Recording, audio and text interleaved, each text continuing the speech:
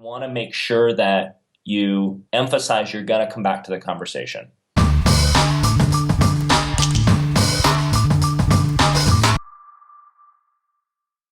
Hi, this is Peter Kowalke, and today I'm talking with Jeremi McManus. First of all, thank you for joining us, Jeremi. I really Yeah, appreciate of it. course. Great to be here with you, Peter. Thank you. So let's talk about money and Okay, let's relationships. do it. What are the big challenges that usually happen around money, and how Yeah, can couples resolve those issues?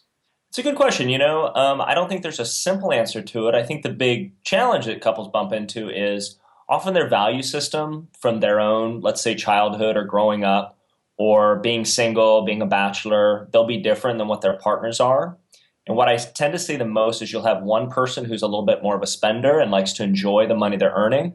The other person's a little bit more of the saver and wants to be a little bit more conservative. And so they'll inevitably kind of like butt heads there.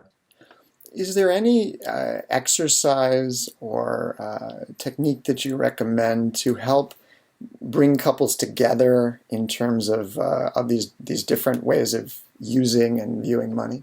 Yeah, definitely. I'll give you two of my favorites, and they work well with money and they work well with other things as well.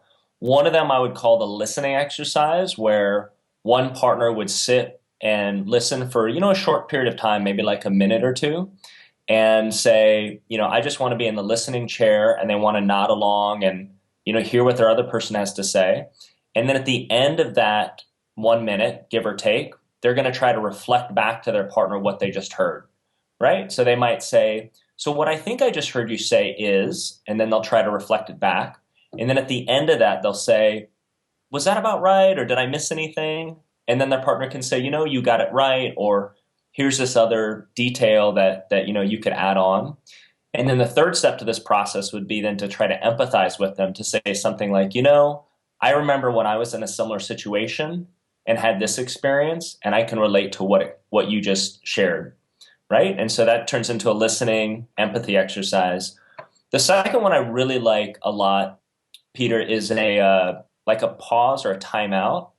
And I find these are really helpful for couples, especially when you start getting kind of activated, upset, the heart rate's up, the face is flush, you're talking a little bit faster.